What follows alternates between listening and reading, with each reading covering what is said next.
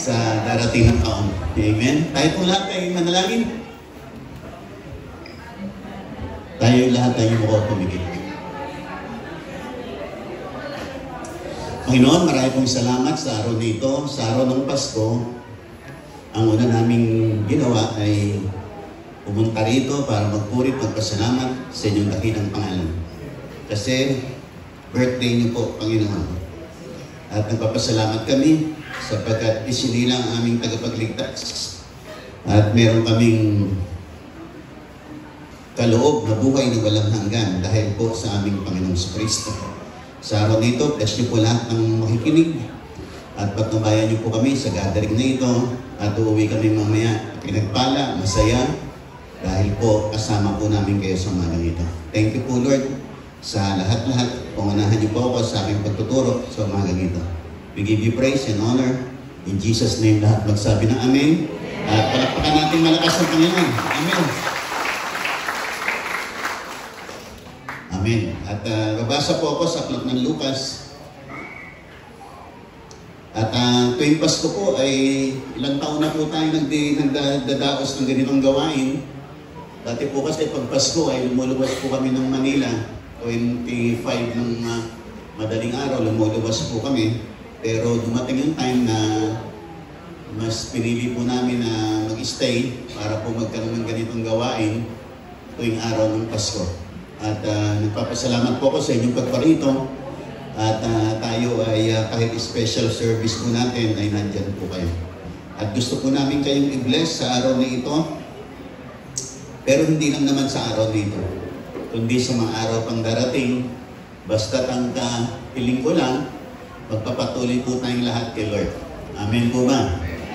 Sapagkat sa pagpapatuloy natin, doon natin ganap na mararanasan ang marami pang pagpapalang nilalaan ni Lord sa ating lahat. Kaya yung atin pong mga pagpapala ngayon, konti pa lang po yan. Manatili ka, magpatuloy ka kay Lord. Amen po ba?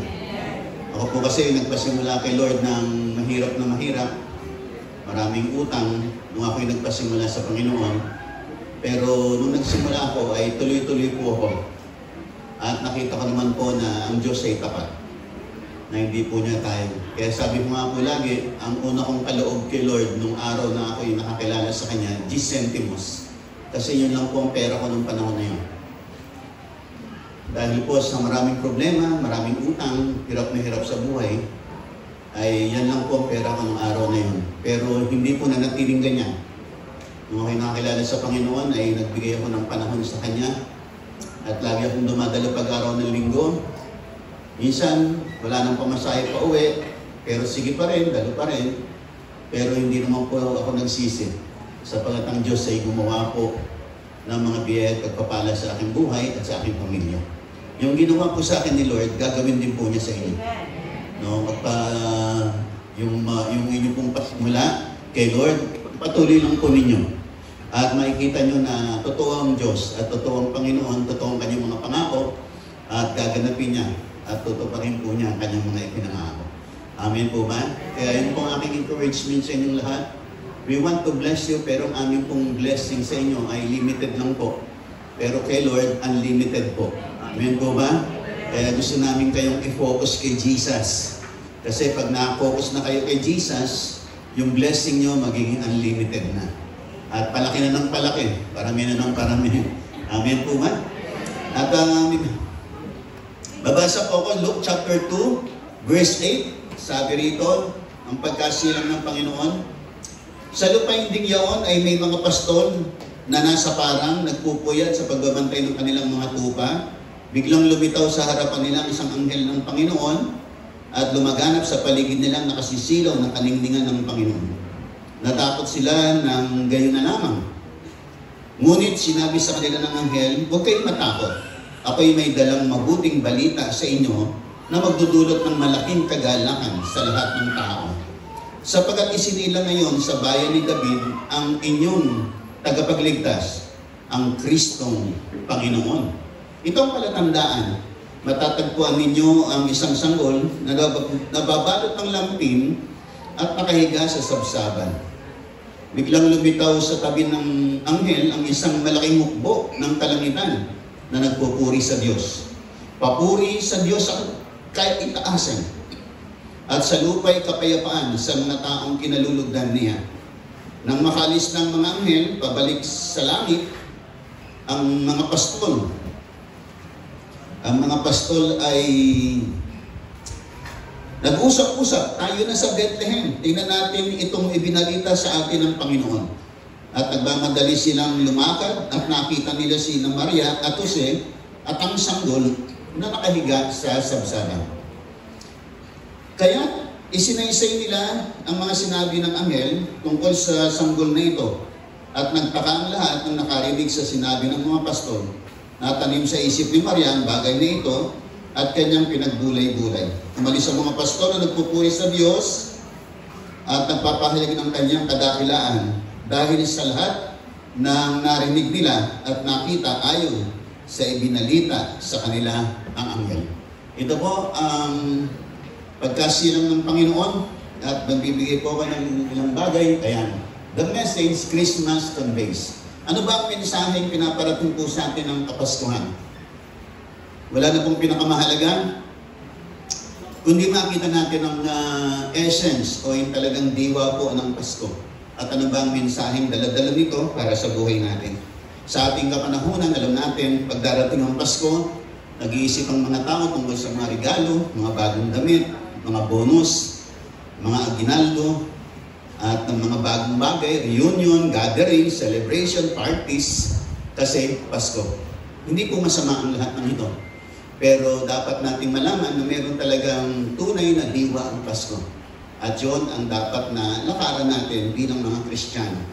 Kasi yung mga bagay-bagay na ang nabanggit ko kanina, lahat ng yun ay temporary.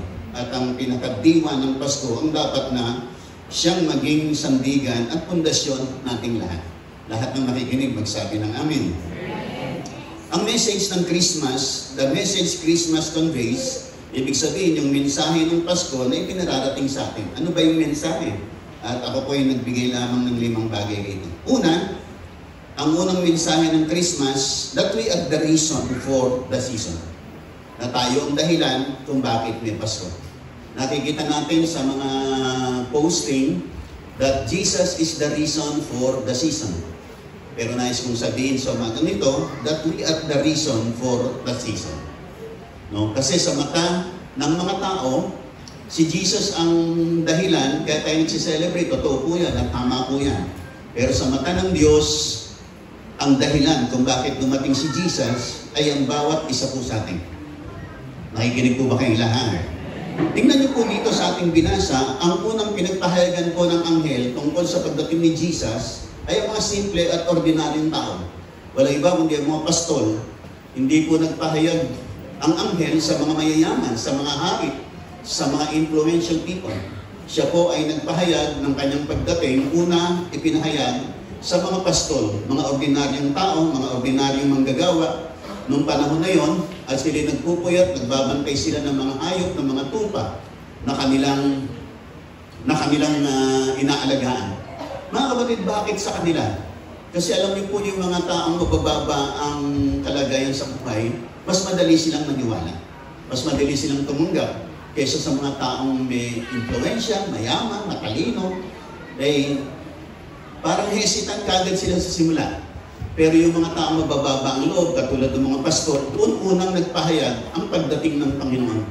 Kapag sapagat ang Diyos ay umaabot, ibig sabihin ng Panginoon, gusto niyang abutin tayo ng kanyang kaligtasan at pumunta siya sa mga taong alam niyang unang tatanggap at kikilala sa kanya at susunod sa kanya.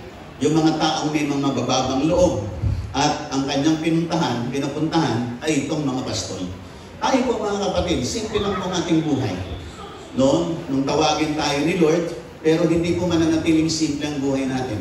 Ibibless po tayo ng Panginoon. Amen po ba? Once na nakakilala ka kay Lord, na-realize mo si Lord ay kailangan mo sa buhay mo, huwag ka nang umiwalay sa Kanya. Huwag ka nang lumayo pa sa Kanya. At hayaan mo na ang buhay mo ay maituloy mo sa Panginoon. Sapagat ang pagliligtas ng Panginoon ay sa mga ordinaryong tao at sa lahat ng tao. Gusto rin niyang abutin ng mga mayayaman. Gusto rin niyang abutin ng matatalino. Gusto rin niyang abutin ng mga politiko. Nakikinig pa po ba kayong lahat? Yung nakikinig, magsabi ng amin. Kaya siguro, pag nagpapatotoo ang ating governor, sabi niya, 20 years na yung aking asawa, hinihikayat ako sa Kristyanismo na ma-born again, pero hindi ako ma-born again.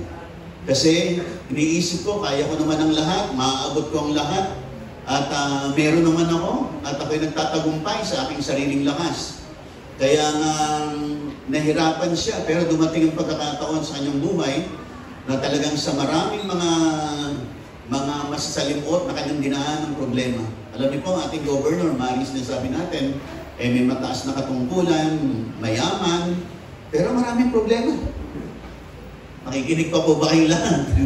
Kaya po, pag marami kang pera, mas marami kang problema. Amen po ba? Nakikinig po ba kayong lahat? Yung mga taong na simple lang ang pera nila, konti lang ang problema nila. Nakikinig pa po ba kayong lahat? At napakahirap pong makakilala ng mga taong ganito, pero salamat, may biyaya ang Diyos. Amen po ba? Na magaganon pong ating governor, meron siyang mga pakikibaka sa sakit karamdaman, mga taong tumutulig sa kanya, marami siyang mga problema na nangangailangan din siya ng ating mga panalangin. Nakikinig pa po ba kayong lahat?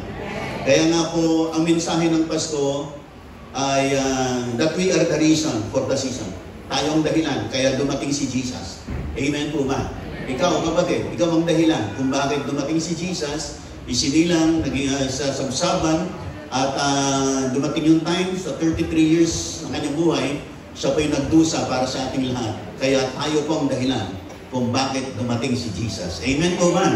At dumating siya kasi nagmamahal siya sa bawat isa sa atin. Sabi nga ng John 3:16, that for God so loved the world that He gave His only begotten Son, that whosoever believes on Him should not perish, but have everlasting life. Na gayon na lamang ang pag-ibig ng Diyos sa buong sanlibutan, sa lahat ng tao.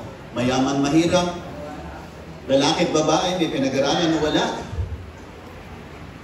Dumating ang Panginoon para sa ating lahat.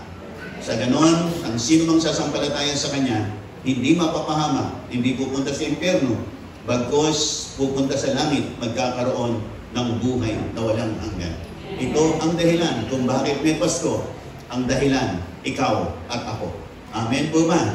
Sabihin mo sa katabi mo, ikaw ang dahilan. Amen. Ang bawat isa po sa atin, ang dahilan kung bakit may Pasko. Pangalawa mga kapatid, anong mensaheng pinaparating ng Kapaskuhan? That the message is about the coming of the good news.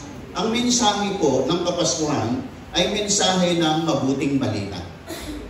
Na kaya dumating ang Panginoon kasi gusto niyang patawarin ang ating mga kasalanan. Lahat po tayo makasalanan. At tayo pong lahat dahil sa ating mga kasalanan, ang kabayaran ng kasalanan ay kamatayan at kaparusahan doon sa impyerno. Pero salamat, ang mabuting balita, dumating ang Panginoon para patawarin ang ating mga kasalanan at bigyan tayo ng regalong buhay na walang hanggan. Amen po ba? Nakikinig po ba kayong lahat? Sabi ng Romans 6:23 na ang kabayaran ng kasalanan ay kamatayan. Ngunit ang kaloob ng Diyos ay buhay na walang hanggan sa pamamagitan ng Panginoong Kristo. Kaya nga po tayong lahat ay mayroong buhay na walang hanggan kung sasampalataya ka sa Panginoon. Ito ang mabuting balita. Hindi ka papunta sa impyerno, papunta ka sa langit. Pero kinakailangan sumampalataya kay Jesus. Kinakailangan manalig sa Kanya. Kinakailangan i-connect mo ang buhay mo sa Kanya. At magiging pinagpala ka at makakarating ka sa piling ng Diyos sa langit. Yung nakikinig magsabi ng amen. Ang sabi po ng banal na kasulatan, sabi po dito sa ating binasa, dumating ang good news with great joy na yung mabuting balita may kagalakang dala-dala. Pag narinig mo ang mabuting balita, magagalak ka. Gagaan ang pakiramdam mo. Gagaan ang buhay mo. Kasi narinig mo yung mabuting balita. Nakikinig po ba kayong lahat? Ang mabuting balita ay walang iba kundi si Jesus Christ, mga kapatid. Siya ang mabuting balita na may dalang pagpapala sa buhay mo. May dalang kagalingan, may dalang kapatawaran, may dalang pagmamahal, may dalang pabor, may dalang karunungan. Amen po ba? Karigin sa lahat, may dalang kaligtasan at buhay na walang hanggan para sa bawat isa sa atin. Pero, kinakailangan po nating yakapin ng Panginoon. Kinakailangan natin manalig sa Kanya. Kinakailangan natin manatili sa Kanya. Nakikinig pa po ba kayong lahat? At mararanasan mong lahat ng mga pinangako ng Diyos na nakasaad sa banal na kasulatan. Kaya nga lamang, talagang unti-unti lang mga kapatid. Unti-unti lang. Hindi sa isang iglap ay ay matitikman mo na ang lahat. Para bagang puno, yung bunga ng puno, no? Namunga na siya, meron na siyang bulaklak yung puno ng mangga, tapos lalabas na yung bunga ng mangga, kaya lang maliit pa, hihintayin mo pa ang takdang panahon na mahinog siya para talagang makuha mo at makain mo at masarapan ka. Ganon din sa Panginoon. Merong mga proseso, may mga journey, pinagdadaanan sa atin. Pero totoo mga kapatid, ang mabuting balita, pinagpala ka ng Diyos. Amen po ba? At pagpapalain ka ng Panginoon. Amen po ba? Kinakailangan mo manatili sa Kanya. Kinakailangan mo nandyan sa Kanyang tahanan. At mararanasan mo ang dakilang bagay ng nilalaan ni Lord para sa iyo. Nakikinig po ba kayong lahat? Katulad po ng mga anak na sila po ay nasa piling ng kanilang magulang, sila ay well-sustained ng kanilang magulang kasi nandun sila. Dahil nandun sila sa tahanan ng kanilang magulang, pinagpapala sila ng kanilang magulang. Pinag-aaral, pinakakain, tinutulungan, dinadamitan, kasi nandun sila. Pero yung batang naglayas, bahala sa sarili niya. Wala siyang matatanggap sa kanyang magulang kasi naglayas siya. At wala siya sa poder ng kanyang magulang. Mga kapatid, kailangan nandun ka sa poder ng Diyos. Kinakailangan sa Panginoon ka. Kinakailangan nandun ka sa tahanan ng Diyos. Kinakailangan nagpapatuloy ka. Mararanasan mo ang higit pang mga pagpapalang inaasam mo sa buhay mo. Are you listening? Nakikinig mo ba kayo lahat? Mga kapatid, dumating din ako sa Pasko na walang-wala, mga kapatid. Dumating ako sa Pasko na kahit na isang pirasong damit, isang sando, isang shirt, hindi ko maibili ang anak ko nung Pasko niyo. Dumating po ako sa Pasko walang-wala. Hirap na hirap. Nang tanging consolation ko na lang, Panginoon, madama ko lang yung presensya mo. Sulit na po sa Pasko nito. Pero wala po akong pambili ng kahit na anong damit ng anak ko. Kahit sando, kahit short. Wala pong pagkain, Panginoon. Wala. Mga kapatid, dumating din ako sa ganyan, mga kapatid. Pero mga kapatid, nung makakilala ko sa Panginoon, nagpatuloy ako, unti-unti, mga kapatid, unti-unti. Ini-bless ka niya, pagpapalain ka niya. Hindi na maging katulad ng dati ang buhay mo. Amen po ba? Nakikinig po ba kayong lahat? Kaya yun din ang ating mitiin kung bakit gusto ng Lord na ikaw ay lumapit sa Kanya, kilalanin mo siya, kasi meron siyang gagawin sa iyo. Sabi nga ng Panginoon, I came that you might have life and have it more abundantly. Sabi ni Lord, pumunta ako rito. Sinilang ako. At pumunta ako rito para bigyan kayo ng buhay, isang buhay na ganap at kasiyasya. Pero kailangan mo sumampalataya sa Kanya. Nakikinig pa po ba kayong lahat? Kung may isang taong mayamang dumating at magbibigay ng ayuda, kinakailangan mo lumapit dun sa mayaman na yun. Kasi kahit magbibigay siya ng ayuda, alam mong may ayuda, pero hindi ka lumalapit sa Kanya, hindi ka tatanggap. Kahit alam natin ng Panginoon sinilang, ang Panginoon may dalang pagpapalang, ang Panginoon nagliligtas, pero hindi mo mararanasan pag hindi ka lumapit sa Kanya. Kinakailangan mo lumapit sa Kanya. Paglapit mo sa Kanya, manatili ka sa Kanya. Sapagkat paglapit mo, tatanggap ka. Pag nanatili ka, tatanggap ka pa ng tatanggap. Yung iba kasi pag tumanggap ng isang ayuda, ayos na, tapos na, ayoko na. Hindi nila alam, may kasunod pang ayuda. Manatili ka lang, marami pang ayudang kasunod. Kaya nga, kinakailangan mo manatili, kinakailangan mo magpatuloy para matanggap mo yung mga susunod pang ayuda. Lahat na nakikinig, magsabi ng amen. Mga kapatid, yan po ang dakilang katotohanan, mga kapatid. Salamat po na narito po kayo ngayong araw nito, pero inilalang maganda si Lord para sa inyong lahat. Amen po ba? Sabihin mo sa katabi mo, pagpapalain tayo ni Lord. Sige, palagpakan po natin malakas ang ating Panginoon. Amen. Ang pangatlong bagay, mga kapatid, ng mensahe ng Pasko, that there is forgiveness, peace, and reconciliation prepared for us. Meron daw pong nakalaan si Lord ng kapatawaran, kapayapaan, at pakikipagkasundo na inilaan para sa atin.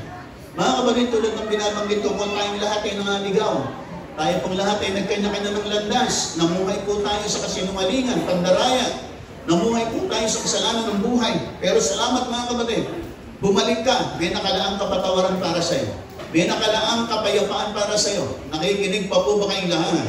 Sapagkat si Lord gusto kang i-bless sa araw na ito. At gusto niyang i-bless ka sa mga darating na panahon ng buhay mo. Nakikinig pa po ba kayong lahat?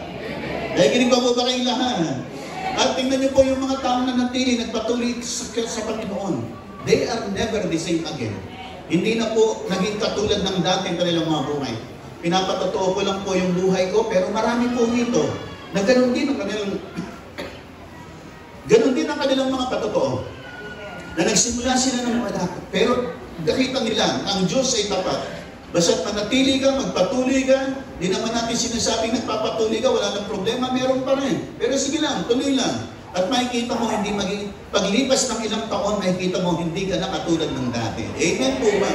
Nahihinig mo ba kayong lahat? Sapagat yung problema mo, problema na ni Lord. Amen po ba? Yung sakit mo, sakit na ni Lord. Amen po ba? Ibig sabihin, si Lord concerned sa'yo. Nakikinig po ba kayong lahat? Minsan concerned kayo sa isang tao na gusto mong tulungan, gusto mong pagpalain, gusto mong i-bless, pero yung tao yun, layo ng layo sa'yo. Ang hirap pagpalain ng ganung tao. Yung layo ng layo, walang panahon sa'yo. Tatawagin mo, ayaw lumapit sa'yo. Paano mo mapagpapala ang tao niya? Minsan, ganun din tayo. Tinatawag tayo ni Lord. Meron tayong mga pagtitipon, pero lumalayo tayo. Kasi naghahanap tayo ng ating ikakabuhay. Naghahanap tayo ng ating makakain, naghahanap tayo ng makagaganda sa atin. Pero mga kapatid, lahat ng yan na kay Lord. Amen po ba? Unahin mo siya, gagawa siya ng paraan para sa buhay mo. Minsan kasi mali po tayo, namamali po tayo ng priority sa ating mga buhay. No? Gusto natin ay, siyempre gusto natin humanap ng pagpapala sa buhay natin. Pero ang hahanapin natin una, yung nagpapala. Nakikinig po ba kayong lahat? Kasi yung nagpapala, may dalang pagpapala sa iyo. Nakikinig po ba kayong lahat? Kaya seek ye first the kingdom of God and His righteousness, and all these things shall be added unto you. Unahin mo si Lord. At ang kanyang kaharian, lahat ng bagay, daragdag din sa iyo. Unahin mo ang Panginoon. Nakikinig po ba kayong lahat? Patingin sa lahat, dapat mong malaman, ano man ang ginawa mo, ano man ang mga pagkakamali mo, ang Diyos ay may nakalaang kapatawaran para sa iyo. May nakalaan siyang pakikipagkasundo sa iyo. Kasi ayaw kanyang mapahamak, ayaw kanyang maligaw, ayaw kanyang mahirapan sa buhay na ito. Lahat na nakikinig magsabi ng amen. Ako'y nakakilala sa Panginoon at the age of 27. Naranasan ko maraming mga bisyo ng buhay. Nagkalubog-lubog sa pagkakautang. Dumating ako sa time na hindi ko na alam ang gagawin. Kaya lahat ng sweldo ko noon, binabayad ko lang sa tubo ng aking mga utang. Tapos kinabukasan, umutang na naman ako. Ako'y dumating sa panahon na ayoko nang dumating ang araw ng sweldo. Kasi pag sweldo ko, pag hawak ko ng sweldo ko, babayad ko lang lahat sa tubo ng aking mga inutang. Bukas nangungutang na naman ako. Kaya pag araw ng sweldo, ayoko ng araw ng sweldo. Kasi pag sweldo ko, dadaan lang sa palad ko. Maya-maya, ubus na. Maya-maya, nangungutang na naman ako. Kaya sabihin ng mga kasama, ano ba naman Roman? Kasi sweldo lang natin, nangungutang ka na naman. Ganun lang, medyo ano. Bisa may lalapit sa'yo, sisingilin ka, wala ka ng pambayad, nakakaya. Dumating ako sa time na ayoko nang dumating araw ng bukas. Na Panginoon, pag ako'y natulog, pagigising na ako, umaga, Panginoon, kung pwede na, laging gabi, na hindi na mag-uumaga. Dumating po ako sa mga ganung pagkakataon. Pero salamat, na ang Diyos ay gumawa at tumilos sa aking buhay. Ang ginawa sa akin ni Lord, gagawin din sa'yo. Huwag kang malungkot, huwag kang mawala ng pag-asa. Basta kumapit ka sa Panginoon, manatili ka sa Kanya, may magandang mangyayari sa buhay mo. Amen po ba? Nakikinig po ba kayong lahat? Kaya lalo na po sa mga bagong naririnig, mga kapatid, ako po'y nakikiusap sa inyo, kumapit po kayo sa Panginoon at magpatuloy po kayo. Sapagat ang mga blessing po natin, ito po maliliit lang po yan. Konti lang po yan. Bukas, ubos na po yan. Pero pag kay Lord po kayo kumapit at nasumpungan niyo si Lord, maubos man yan, may susunod na naman. Nakikinig pa po ba kayong lahat? Kaya ganun po ang aking encouragement sa ating lahat. At higit sa lahat, dapat nating malaman na kahit na naman ang mga nagawa natin, handang-handa tayong patawarin ng Panginoon. Lumapit ka sa Kanya, bumalik ka sa Kanya. Naghihintay siya sa iyo, katulad ng prodigal na iniwan ang kanyang magulang, iniwan ang kanyang tatay, inubos ang kanyang yaman sa walang kwentang bagay at sa mga kalayawan. Pero dumating siya sa time na naghirap siya. Pero sabi niya, babalik na ako sa aking tatay. Sasabihin ko, tatay, patawarin mo ako sa aking mga nagawa. At siya'y bumalik. At nung bumalik siya, niyakap siya ng kanyang tatay. Muli siyang binles, pinagpala, at tinanggap bilang anak. Nakikinig pa po ba kayong lahat? Kaya kapatid, hindi galit sa iyo si Lord. Amen. Hindi ka pinarurusahan ni Lord. Amen po ba? Lumapit ka lang sa Kanya, babaguhin niya ang takbo ng buhay mo. And hindi ka na magiging katulad pa ng dati. I-bless ka niya, iaangat ka niya, magbubukas siya ng pintuan para sa iyo. Kahit na iniisip mong para wala ng pag-asa, parang wala nang mangyayaring maganda, kapatid, meron. May nakalaan si Lord para sa iyo. Are you listening? Yung nakikinig magsabi ng amen. Kaya itong mensahe ng Pasko mga kapatid, na tayong lahat ay may kapatawaran galing sa Diyos. May kapayapaan tayo na ang Diyos ay kasama natin. At higit sa lahat, Gusto ni Lord makipagkasundo tayo sa Kanya. Gusto ni Lord bumalik tayo sa Kanya. Magpatuloy tayo sa Kanya. Manatili tayo sa Kanya. Lagi tayong dumadalo sa mga pagtitipon, lalo na pag-araw ng linggo. Ganyan po isang ginawa ko noon. Nung ako po yung nakakilala kay Lord, sa kumpanya po namin, pati araw ng linggo may pasok. Sa Ajinomoto, Philippines, araw-araw po may pasok. Pati day off mo, gusto mo ipasok mo para kumita ka, pwede. Linggo, gusto mo pumasok, pwede. Mas malaki ang kita pag araw ng linggo. Pero kahit na marami kong overtime, nagkakabaon-baon ako sa utang. Dahil sa mga bisyo ng buhay. Thank you so much. Dahil sa mga bisyo ng buhay.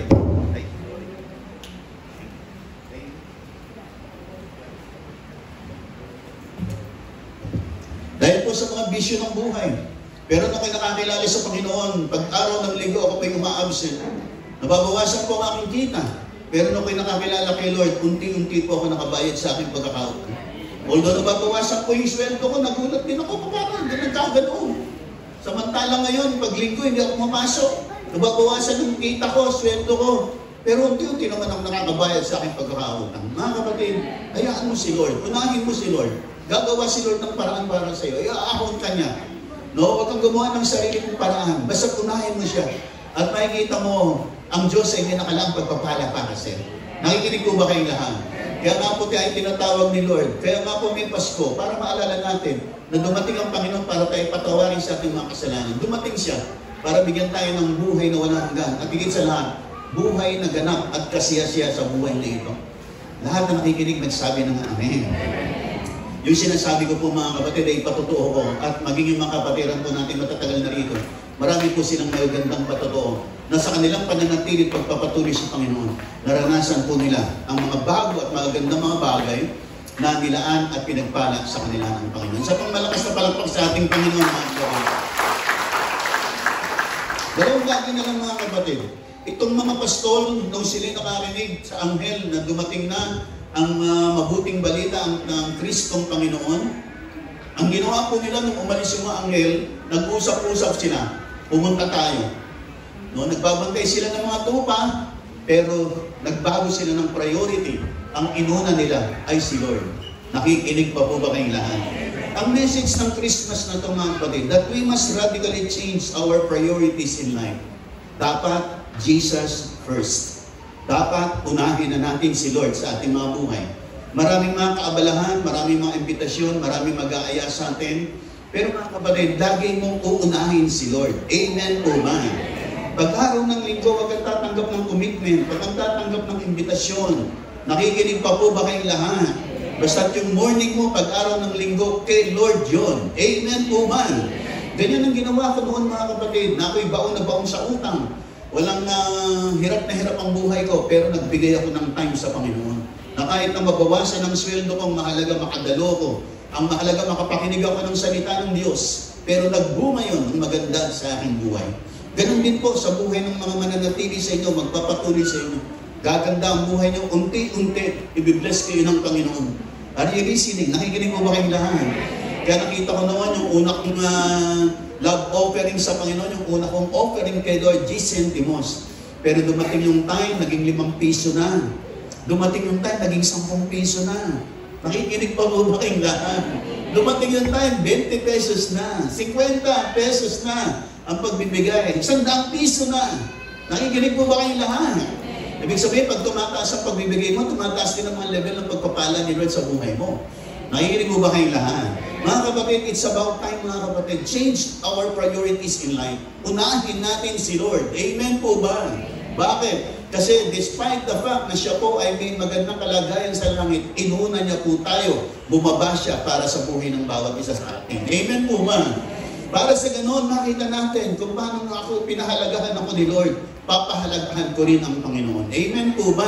At habang pinapahalagahan mo si Lord, makikita mo kung paano nagbabago ang buhay mo, nagbabago ang takbo ng buhay mo, nagbabago ang takbo ng kabuhayan mo, kasi inuuna mo si Lord. Nakikinig pa po ba kayong lahat? Nakikinig pa po ba kayong lahat? Although along the way na inuuna mo si Lord, maraming mga struggles, maraming mga problema, atakihin ka ng kaaway, pero huwag kang papigil. Tuloy lang, tuloy lang, tuloy lang. Nakikinig pa po ba kayong lahat? Pag gusto mo kunahin si Lord, maraming magagandang alok sa'yo na darating. Nasabihin sa iyo, magtrabaho ka sa amin, pag araw ng linggo, lalakihan ko sweldo mo. Pero mga kapatid, huwag mong kakagatin yun. Basta't uunahin mo si Lord kasi mas maraming pagpapalang laan si Lord kaysa dun sa mga inaalok na yun. Nakikinig pa po ba kayong lahat? Totoo yan mga kapatid. Pagka kailan ka lumalapit kay Lord, dumadami ang tukso, dumadami ang opportunities, dumadami ang mga bagay-bagay na minsan pag hindi ka maging maingat, ilalayo ka niya kay Lord. Ayaw kasi niyang ng kaaway na tayo manatili sa Panginoon. Pero mga kapatid, Jesus first. Amen po ba? Si Lord ang dapat na maging priority natin. Pag-araw ng linggo ng umaga, kay Lord yan. Nakikinig pa po ba kayong lahat? Nakikinig pa po ba kayong lahat? At hindi mo pagsisisihan na si Lord ang uunahin mo sa buhay mo. Meron siya na alam maganda sa iyo. Amen po ba? Kaya nga, kung paano itong mga pastor na to, nagpapastor sila, pero nung dumating yung anghel, pagkatapos magsalita sa kanila ng anghel, nag-usap-usap sila, pupuntahan natin si Lord. Amen po ba? Nakikinig po ba kayong lahat? Kayo po na narito, lalo na sa mga first time na narito, si Lord po ay nangungusap sa inyong lumapit kayo kay Lord. At pag lumapit kayo sa Kanya, at nakilala niyo ang Panginoon, manatili na po kayo sa Kanya. Lagi po kayong dumalo, makinig ng salita ng Diyos, at makikita niyo, hindi po kayo magiging katulad ng dati. Ako po, wala sa pangarap ko na maging pastor. Wala sa pangarap yung ganito. Hindi ko alam paano. Basta pag alam ko lang, nung kayo nakakilala sa Panginoon, gusto kong laging dumalo, makinig ng salita ng Diyos. Sabi sa akin ng mga kasama ko nung pagdating na araw, magpapastor ka, parang hindi ko siya binibigyan ng pansin. Kaya wala naman siya sa aking plano. Wala siya sa aking pangarap, no? Kaya lang pag tinawag ka ni Lord, talagang magiging masaya ka pag sumunod ka sa Kanya. Kasi pag hindi ka sumunod sa Kanya, hindi ka magiging masaya. Ang kaganakan natin lagi, sumunod sa Kanya. Nakikinig pa po ba kayong lahat? Kaya sunod lang, patuloy lang, mga kapatid. At mahugulat kayo sa gagawin ni Lord sa buhay. Huwag kayong padaig sa mga ng iba. Hindi mo padaig mga kapatid. Lahat na nakikinig magsabi ng amin. Kaya mga kapatid, change your priorities. Baguhin mo. Sino ba ang dapat mong unahin? Sino ba ang dapat mong pahalagahan? Walang iba kundi ang Panginoon. Lahat na nakikinig magsabi ng amin. Pwede bang palakpakan natin malakas ang ating Panginoon? Sa buhay pong ito kasi mga kapatid, kung sino may pera at mas maraming pera, siya nasusunod. Di po ba? Hindi nyo sa pamilya, kahit yung bunso, pero siya ang pinakamayaman. Isang sabi lang niya, lahat, may Christmas party tayo ngayon. Walang pupunta-punta simbahan. Pag sinabi niya siya pinakamayaman, lahat, walang pupunta. Susunod, bakit? Pera eh. Maraming pera eh. Nakikinig po ba kayo lahat? Pag-uusapan sa may patay. Ang magdidesisyon kung dadalhin sa simbahan o hindi, yung mas maraming pera. Sa kanya ang desisyon, kasi siya maraming pera. Nakikinig pa po ba kayo lahat? Nakikinig pa po ba kayo lahat? Makapangyari ng pera. Kung sino may pera, yun ang may boses. Nakikinig po ba kayo lahat? Pero mga kapatid, kahit gano'n siya kayaman, mas mayaman si Lord sa kanya. Kaya sino ba susundin natin? Siya o si Lord? Siyempre, susundin natin mas maraming pera, si Lord. Amen po ba? Bakit? Sabi ng Bible, sabi ng banal na kasulatan, the earth is the Lord's and the fullness thereof. Na ang buong sanlibutan ay kay Lord. At ang lahat ng narito sa Panginoon. Amen po ba? Kaya kung sinusunod natin yung pinakamayaman, ang pinakamayaman si Lord. Amen po ba? Kaya dapat siyang susundin natin. Nakikinig po ba kayong lahat? Mapapabuti ba tayo? Gaganda pa ang ating lakad. Gaganda pa ang ating mga araw. Lalo pa tayong pagpapalain. Lahat na nakikinig magsabi po ng amin. Kaya nga mga kapatid, sa Paskong ito, nawa I pray na tayo po ay magbago na ng mga priorities. Una na si Lord. Amen po ba? Kaya sa darating na linggo, kinakailangan makita kita rito. Amen po ba? Sabi mo sa katabi mo, dadala tayo sa linggo. Sabi mo sa kanya, si Lord na priority natin. Yung priority si Lord, pumalakpak ng malakas sa ating Panginoon. Amen! Kapatid, bago ako pumunta sa Panginoon, ulitin ko, hindi ka magsisisi. Na si Lord ang priority mo, hindi ka magsisisi. Hindi ka magsisisi. Ang pagsisisihan mo, yung hindi mo inuuna si Lord, pagsisisihan mo yan, pagdating ng panahon. Pero yung mga inuuna si Lord, hindi sila nagsisi na tama ang kanilang desisyon. Kaya pag inuuna mo si Lord, lalo na pag-araw ng linggo, nandito ka, dumadalo ka, lahat na nakikinig magsabi ng amen. Naranasan ko po nung dumadalo ko araw ng linggo, wala po ang pamasahe. Minsan na pamasahe ko papunta lang, pauwi, naglalakad na po ako. Naranasan ko po yan, mga kapatid. Pero salamat, hindi na natiling ganon. Hindi po na natiling ganon. Basta't magpatuloy lang, tuloy lang mga kapatid. Huwag kang umahayang may pumigil sa'yo. Pag lumapit ka kay Lord, lagi may pag-uusig dyan. Sabi no, nagpapastor na yan, lalampas na sa langit yan. Huwag mo silang intindihin lahat. Ang intindihin mo, si Lord ang inuuna mo. Nakikinig pa ba kayong lahat? At ang panghuli mga kapatid, na mensahe po ng diwa ng Pasko, the message that Christmas conveys is that we too must share Jesus to others. Anong ibig kong tukuyin nun? Kasi yung mga pastol, nung patapos nilang nakita ang Panginoon, sa kanilang pag-uwi, sinare nila sa kanilang mga nakikita, sa mga tao na kanilang namimit, na istinilang na ang tagapagligtas nandun sa sabsagan. Sinare nila si Jesus. Isinare nila ang pagdating ng tagapagligtas. Ganon din po tayo mga kapatid. Ang celebration ng Christmas ay hindi dapat nakatuon lang sa mga material na bagay o sa mga regalo. Dapat nakatuon sa Panginoon. Amen po ba? At hindi, higit sa lahat, yung tinanggap natin, dapat ibahagi natin sa iba. Yung atin pong natagpuan, i-share na po natin sa iba. Ibahagi natin na mayroong Diyos na nagliligtas sa atin. May Diyos na magpapala sa atin, magpapagaling sa atin. Nakikinig pa po ba kayong lahat? Nakikinig pa po ba kayong lahat? Sapagkat ang Kapaskuhan ito mga kapatid, ay magkakaroon ng tunay na meaning sa buhay natin. Kapag ka nakilala natin si Jesus, kinilala natin, tinanggap natin, at isinare natin si Jesus sa buhay ng maraming tao. Marami pa pong mga taong nangangailangan sa Panginoon. Marami mga tao, lahat ng tao nangangailangan sa Panginoon. Pero tayo muna, na narito, ang gusto ni Lord, na abutin ang ating mga buhay. Pagpalain po tayo mga kapatid, at baguhin po niya ang takbo ng ating mga buhay. Lahat ng nakikinig pa magsabi ng amen. Ang makulay na Pasko mga kapatid, pag si Jesus nasumpungan mo sa buhay mo, yun magkakaroon ng kulay ang Kapaskuhan mo at magkakaroon ng kulay ang buhay mo. Amen po ba? Kapag ka si Jesus ay ang naghari na sa buhay mo, tinanggap mo, kinilala mo, at sinunod mo, sinundan mo si Lord, makita mo, magbabago ang takbo ng buhay mo. Mas magiging makulay, magkakaroon ng pag-asa, at nakikita mo, inaangat ka ni Lord from level to level ng buhay mo, at hindi ka na magiging katulad ng dati. Nakikinig pa po ba kayong lahat? Nakikinig pa po ba kayong lahat? Kaya nga po mga kapatid, ang Paskong ito mga kapatid, sa Paskong ito, nawa, lubusan natin maikonik ang ating mga buhay sa Panginoon. At dapat yung pagkakilala at kaligtasan tinanggap natin buhat sa Panginoon, i-share naman natin sa iba. Ibahagi po natin sa iba, sapagat sila man ay nangangailangan sa Panginoon. People need the Lord. Ang mga tao, kailangan nila si Lord. Amen po ba? Kung paano kailangan natin si Lord, kailangan ng maraming tao ang ating Panginoong Kristo. Walang kulay ang Pasko, walang colorful Christmas kung wala si Jesus. Nagiging colorful lang, makulay ang Pasko at nagiging makulay ang ating mga buhay kapag ka nandyan ang Panginoon at kasama po nating lahat. Mga kapatid, gusto ni Lord na sa buhay mo ay pumasok. Gusto niya sa buhay mo, nandun siya.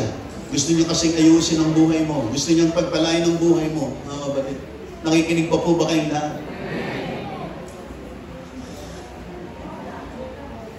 Naalala ko po, mga kapatid, noong ako'y nag-asawa, alam niyo po ba, kung maniniwala po kayo, noong ako'y nag-asawa, ang tirahan po namin ay isang plywood lang. Nagkaroon po kami ng naglagay po kami ng isang plywood sa itaas, isang plywood na ganito. Kaya lang po ang tirahan namin mag-asawa. Diyan na po kami natutulog, naglagay ako ng maliit na lamesa dyan, ditiklo. Maakit po kami ng ilang hakbang, tapos mayroong mesa din doon, isang plywood lang po. Diyan po kami nagsimulang mag-asawa. Diyan po kami nagsimula. Ganyan po kahirap ang buhay namin. Grabe po ang aming pinasimulan. Walang-wala. Hirap na hirap. Pero salamat sapagkat binago ng Panginoon. Amen po ba? Nung ako'y nakakilala sa Panginoon, sineryoso ko na yun. Binigyan ko talaga ng panahon. Pero hindi ko makakalimutan. Totoo po yung sinasabi namin. Isang plywood po. Ganitong plywood. Ang aming kalaki, ang aming tinutulog ng mag-asawa. Parang mas malaki pa nga itong plywood na ito. Sabi po ba? Ganyan po kami. Grabe po. Pero unti-unti mga kapatid, hindi naman sa isang igla, unti-unti. Pero pinakamahalaga, nakakilala kay Lord at nananatili sa Panginoon. At nakikita mo, pag tinanaw mo ngayon, yung pinagsimulan mo noon, grabe ang ginawa ng Panginoon. Kaya ni-encourage ko po kayo, patuloy lang po kay Lord. Hindi ko naman sinasabing wala ng problema. Pero nandyan lagi si Lord, tutulungan po tayo. Tatagumpayin po tayo. At pagagandahin niya ang kulay ng ating mga buhay. Amen po ba? Ito ang Pasko. Dumating ang Panginoon para sa iyo. Dumating siya para bigyan ka ng buhay na maganda. Dumating siya para pagpalain ka. Amen po ba? Tayong lahat ay mukat pumikit. Ako ping mananalangin. Panginoon, marami pong salamat sa araw na ito. Sa araw ng Pasko. Ipuin yung patuloy ang puso at ang buhay ng bawat isa sa amin. Na hindi na po kami katulad ng dati. Kasi dumating ang aming tagapagligtas. Ililigtas kami sa open ng impyerno. Ililigtas kami sa mga sumpa ng buhay. Ililigtas kami sa mga sakit karamdaman. Ililigtas kami sa mga kapahamakan. Kasi dumating na ang hari ng mga hari, ang Panginoon ng mga Panginoon. At ang aming tagapagligtas, walang iba kundi ang Panginoon sa Kristo. Nawa lahat ang narito, Panginoon. Kilusan nyo, abutin nyo, pagpalain nyo. Hindi lang namin sila makakasama minsan, kundi sa bawat pagtitipon namin, dalhin niyo po sila rito. Holy Spirit, empower niyo po ang buhay ng bawat isa sa amin. Sapagkat mas marami pa kayong nilalaan sa amin. Kung meron man kami mga matatanggap sa araw na ito, maliit lang yan. Mas malaki yung galing sa iyo, Panginoon. Kaya salamat po, Panginoon. Nagsimula man kami sa konti, maliit, walang-wala. Pero hindi kami mananatiling ganon. Kung kami magnanatili, magpapatuloy sa inyong dakilang pangalan. Just bless everyone. Mga kapatid, pwede po bang lahat tayo tumayo? Tumayo po tayo lahat. Lahat ng kanang kamay, lagay sa tapat ng puso. Mga kapatid, sumunod kayo sa akin sa dekanin. Sabihin po natin, sumunod po kayo sa akin. Panginoong Jesus, salamat po sa Paskong ito. Narito po ako sa sambahang ito. Panginoong Jesus, happy birthday po. Salamat po. Dumating kayo para sa akin. Para baguhin ang buhay ko. Para iligtas ako. At maranasan ko ang buhay na ganap at kasiyasiya. Sa araw na ito, binubuksan ko po, Panginoong Jesus, ang aking puso. Kinikilala ko po at tinatanggap kayo, Panginoon, Panginoong Jesus, bilang Panginoon at tagapagligtas ng aking buhay. Sa araw nito, tanggapin niyo po ako, Panginoon. Pagharian, gabayan, ngayon at sa mga darating na araw. Salamat, Panginoon. Sa biyayang ito, sa aking buhay, puspusin po ako ng Espiritu Santo at tumatag, tumib sa aking pananampalataya. Itong aking dalangin sa ngalan ni Jesus. Ako na lang po mananalangin. Lord, just bless everyone. Salamat po. Ang salita po na kanilang natanggap, empower those words, Holy Spirit. At sa ganun ang mga salitang iyo'y magbunga at magdala, Panginoon, ng pagpapala, kaligtasan, kasaganaan, pagbiyaya, pabor, katagumpayan, kasagutan ng mga dalangin, pagbabago ng buhay, masaganang buhay, para sa buhay ng bawat isa. Salamat po, Panginoon, sa Paskong ito, Panginoon, hindi namin makakalimutan. December 25, 2024, na kayo'y tumikilos sa aming mga buhay, nagpapasimula ng dakilang bagay. Lord, lahat ng narito, dalangin ko, ibabalik niyo sila tuwing araw ng linggo. Sapagat marami pang mga nakakilap sa kanila, Panginoon. At naniniwala kami, hindi pa po kayo tapos. Marami pa po kayong blessing na nakalaan sa bawat isang nanatili magpapatuloy sa inyong dakilang pangalan. I just bless them, Lord, with the blessings that comes from you. At hindi na po kami magiging katulad ng dati kasi kasama po namin kayo sa araw-araw namin mga buhay. Just cover each one with the blood of Jesus and continue to cover us with the power of the Holy Spirit. Salamat po sa araw na ito. Mga kapatid, pinagpapala ko kayo sa ngalan ni Jesus. Lahat magsabi ng amen. At palakpakan natin malakas sa ating Panginoon. Amen. Amen. Sige po mga kapatid.